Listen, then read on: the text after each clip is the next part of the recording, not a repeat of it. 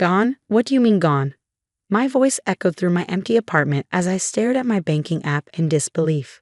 The relocation fund from Anderson Global, $250,000 meant to facilitate my move to their Tokyo headquarters, had vanished overnight. My phone buzzed with an incoming call. Diana, my mother-in-law. My stomach twisted as I answered, already knowing what was coming. "Oh, Amanda dear," her voice dripped with false sweetness. "I suppose you've noticed the money's gone. I had to make an executive decision as family matriarch. Jessica needed that beach house more than you needed to move to Japan." I gripped my phone tighter, my knuckles turning white. Jessica, my sister-in-law, had been complaining about wanting a vacation home since her divorce. Of course, Diana would prioritize her daughter's wants over my career. "That money wasn't yours to take," I said, keeping my voice steady despite the rage building inside me. "The company deposited that for my relocation. It's tied to my contract." Diana's laugh was sharp, cutting. "Please, you don't deserve that position anyway. Everyone knows you only got it because of your fancy degrees. Jessica has real talent, real needs." Besides, her voice turned smug. "I had access to the account through Michael's name. And what's his is mine to manage." Michael, my husband, was away on a research expedition in Antarctica. No phone contact, just emergency satellite communications for another 3 weeks. Diana had timed this perfectly. "Thanks for letting me know," I replied calmly, already pulling up my laptop. Diana's triumphant laugh faltered at my composed response. "That's it? No crying, no begging." She sounded disappointed. "Well, it doesn't matter. What's done is done. The money's been transferred and the beach house paperwork is being processed. You'll just have to decline that position like a good daughter-in-law." I smiled, though she couldn't see it. "We'll see about that. Goodbye, Diana." What my mother-in-law didn't know was that I wasn't just any corporate employee. As Anderson Global's newly appointed head of cybersecurity operations, I had insisted on certain protocols when accepting the position. Every transaction over $10,000 required 2-factor authentication and an electronic signature verification. More importantly, all international transfers needed approval from the company's compliance team. I dialed a number I'd hoped I'd never have to use. "Mr. Harrison? This is Amanda Chin from cybersecurity. We have a code red situation. Someone accessed my relocation fund without authorization." I pulled up the transaction details on my screen. "I need you to initiate Protocol 17. James Harrison, head of Anderson Global's internal investigations, didn't miss a beat. The funds were transferred to a domestic account 40 minutes ago. Do you know who might be responsible?" "My mother-in-law, Diana Porter. She used my husband's credentials while he's unreachable in Antarctica. She's admitted to taking the money to buy a beach house for her daughter." I could hear Harrison's sharp intake of breath. "That's remarkably brazen. Does she understand this constitutes corporate fraud?" "I don't think she cares. She's always viewed company resources as family assets to be distributed as she sees fit." I forwarded him the recorded conversation, another security protocol I'd implemented after previous incidents with Diana. "This is excellent documentation," Harrison said, his tone shifting from concern to confident. "The transfer's already been flagged by our systems. We can freeze the funds before they clear for the property purchase. Would you like us to involve law enforcement?" I thought about Diana's smug voice, her certainty that she could control my life through manipulation and theft. For 12 years, she'd been undermining me, using Michael's name to access our accounts, always claiming it was for family. "Yes," I said firmly. "It's time she learned actions have consequences. We'll need you to come to the office immediately to file a formal complaint. The investigation team will want to document everything." As I grabbed my keys and headed for the door, my phone buzzed with a text from Jessica. "Mom says you're being difficult about the beach house money. Don't be selfish. You know I need this more than you need some fancy job in Japan." I didn't bother responding. Let them think they'd won. The investigation team would be arriving at Diana's house within the hour, and I wanted every moment of her realization documented. This wasn't just about the money anymore. It was about standing up to years of manipulation and entitlement. Diana thought she was untouchable, that family ties meant she could take whatever she wanted without consequences. She was about to learn how wrong she was. As I drove to the office, I thought about Michael, still blissfully unaware in Antarctica. He'd always tried to play peacekeeper between me and his family, making excuses for their behavior. "That's just how Mom is," he'd say. "You know she means well." But this time was different. This wasn't just Diana overstepping boundaries or making snide comments at family dinners. She committed corporate fraud, used his name while he was unavailable to object, and potentially jeopardized both our careers. My phone kept buzzing with messages from Diana's flying monkeys, distant relatives, and family friends telling me I was being unreasonable, that family should come first, that Jessica deserved nice things after her divorce. They had no idea what was coming. I pulled into the Anderson Global parking lot, straightened my jacket, and grabbed my laptop. It was time to show Diana exactly who she underestimated. The real question wasn't whether I could stop her. It was whether she'd realized the magnitude of her mistake before or after the investigators arrived at her door. The Anderson Global conference room felt unusually tense as I sat across from James Harrison and two senior investigators. Security footage from multiple cameras played on the large screen behind them, showing Diana entering the local bank branch just hours ago. "Mrs. Porter used your husband's online credentials to initiate the transfer," Harrison explained, sliding a document across the table. "But she needed to appear in person to complete it due to the amount. She forged his signature on these forms." I studied the grainy image of Diana at the bank counter, her designer handbag perched confidently on her arm as she signed my husband's name. The timestamp showed 9:47 a.m., right before her gloating phone call to me. "We've already contacted the bank's fraud department," the female investigator, Agent Torres, added. "They're cooperating fully. The funds have been frozen before they could be used for the beach house purchase." My phone buzzed again. Another message from Jessica. "Mom's freaking out because some people from your company showed up at her house. What did you do?" Before I could respond, Harrison's phone rang. His expression shifted from professional concern to barely concealed satisfaction as he listened. "Well," he said after hanging up, "your mother-in-law is currently trying to convince our investigation team that this was all a misunderstanding. She's claiming she had verbal authorization from your husband." I pulled out my laptop. That would be impossible. Michael's been at McMurdo Station in Antarctica for the past month. Here's his expedition schedule and the communication blackout protocols. I turned the screen to show them. The only contact allowed is for life-threatening emergencies via satellite phone. "This is excellent," Agent Torres said, adding the documents to her file. "Mrs. Porter's story is already falling apart." My phone rang, Diana's number. Harrison nodded, signaling for me to answer on speaker. "Amanda." Diana's voice had lost its earlier smugness, replaced by barely controlled panic. "There are people here asking ridiculous questions about the money. You need to call them off right now." "I can't do that, Diana. You committed fraud."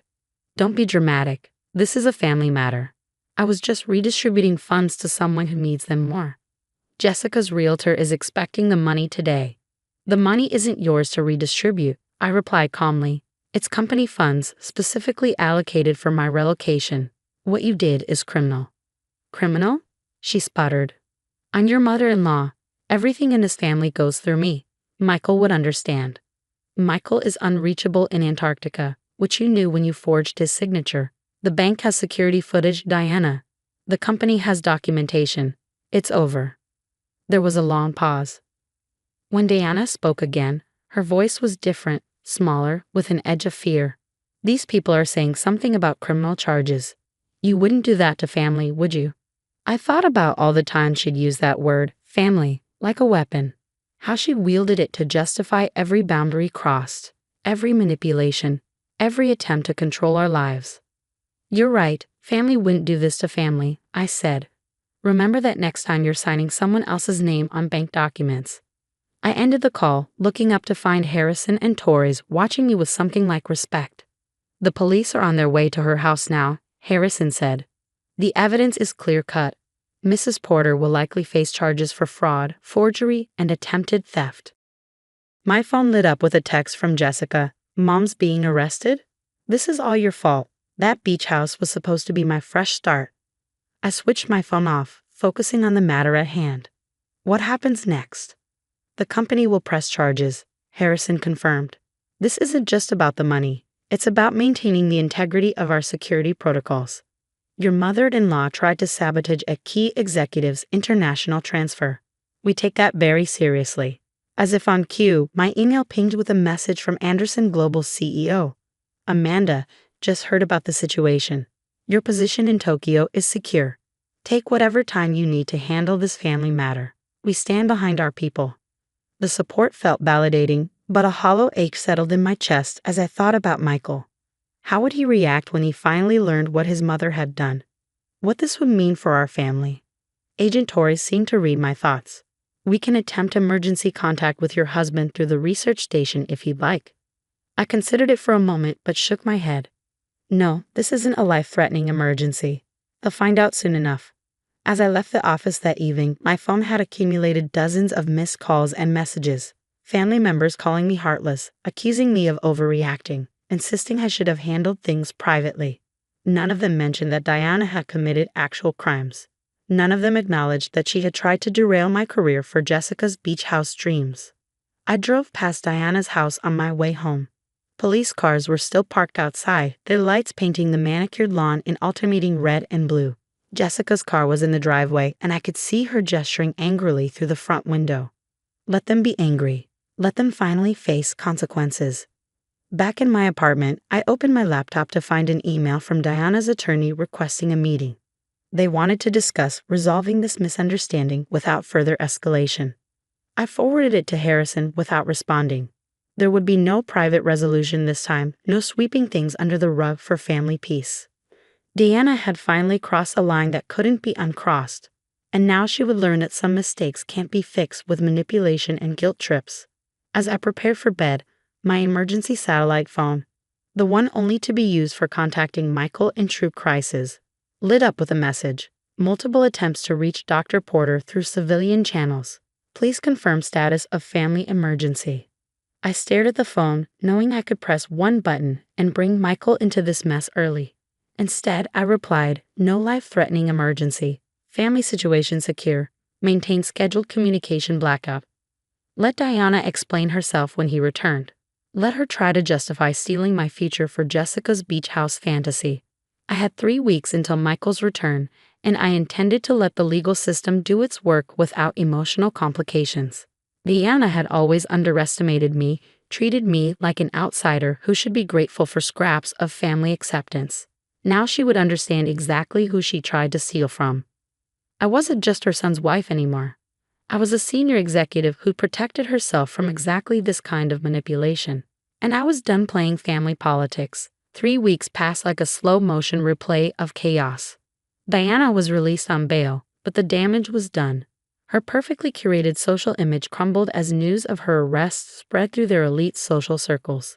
The country club suddenly couldn't find her tennis court reservations, and her charity board position was quietly suspended. Jessica alternated between sending me threatening messages and desperate pleas to drop the charges. Mom's reputation is ruined, her last text read, all because you couldn't share your good fortune with family. I focused on preparing for Tokyo, letting my lawyers handle the legal proceedings. The company had upgraded my security clearance and added extra protective measures to all my accounts. Harrison kept me updated on the investigation's progress, each new detail revealing the extent of Diana's planned deception. Then, exactly 21 days after Diana's arrest, my phone rang. Michael. Amanda, his voice sounded tired, confused. I just got back to civilization, and what's happening? Mom's under investigation. Jessica says you're pressing charges. I took a deep breath. Your mother forged your signature to steal my relocation fund. She tried to use it to buy Jessica a beach house. Silence filled the line. She wouldn't. He paused. How much? $250,000. She waited until you were unreachable, used your credentials, and forged your signature at the bank. Another long pause. I need to see her. Michael, I said firmly, she committed fraud. The company is pressing charges, not just me. There's security footage, documented evidence, even a recorded confession. She's still my mother, he replied quietly. And I'm your wife. She tried to destroy my career to buy your sister a vacation home. The silence that followed felt different. When Michael spoke again, his voice had changed. Send me everything. I want to see all of it. I emailed him the entire file, the documentation, the footage, the recordings. Then I waited. 3 hours later, he called back.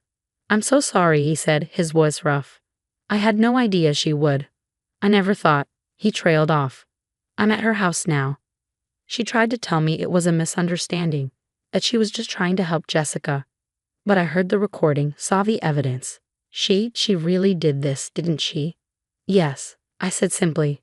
"She did." I told her, his voice hardened, that she needs to face the consequences. That I won't be helping her fight this. She started crying, saying I was choosing you over family. "What did you say?" I told her you are my family, and that she chose this the moment she decided to forge my signature. Relief flooded through me, followed quickly by sadness for my husband. Diana had forced him into an impossible position, making him choose between his wife and his manipulative mother. The next day, Diana's lawyer contacted the prosecutor with a plea deal. She would admit guilt, pay full restitution, and accept a suspended sentence with mandatory counseling. In exchange, she would avoid jail time. "Take it," I told Harrison. "I don't need her in prison. I just needed her to face consequences for once." The aftermath transformed our family dynamics permanently. Diana's power over family decisions evaporated. Jessica, faced with her mother's public disgrace, suddenly found herself without her usual safety net of manipulation. Michael and I attended the sentencing hearing together. Diana looked small behind the defendant's table, her designer outfit replaced by subdued business wear. When given the chance to speak, she turned to face me. "I didn't understand," she said, her voice trembling. "I always thought family meant doing things my way. I was wrong, and I'm sorry. It wasn't a complete transformation. People like Diana don't change overnight, but it was a start." 2 months later, Michael and I boarded our flight to Tokyo. Diana and Jessica weren't at the airport to send us off. Part of the plea deal included no contact outside of approved family counseling sessions. As the plane took off, Michael squeezed my hand. "You know what's ironic?" he said. "Mom always worried about you taking me away from the family. In the end, she did that all by herself." I rested my head on his shoulder, watching California disappear beneath the clouds. Sometimes the hardest lessons come from facing the consequences of our choices. Diana had learned that the hard way. But as we flew toward our new life in Tokyo, I realized something important. Sometimes losing a toxic family connection isn't really a loss at all. It's the first step toward building something healthier, stronger, and truly worthy of the word family. "Ready for our next adventure?" Michael asked. I smiled, thinking of our new beginning, free from Diana's manipulation and Jessica's demands. More than ready. The future stretched out before us, bright and unencumbered by the weight of toxic family expectations. Sometimes the best revenge isn't about getting even, it's about getting free.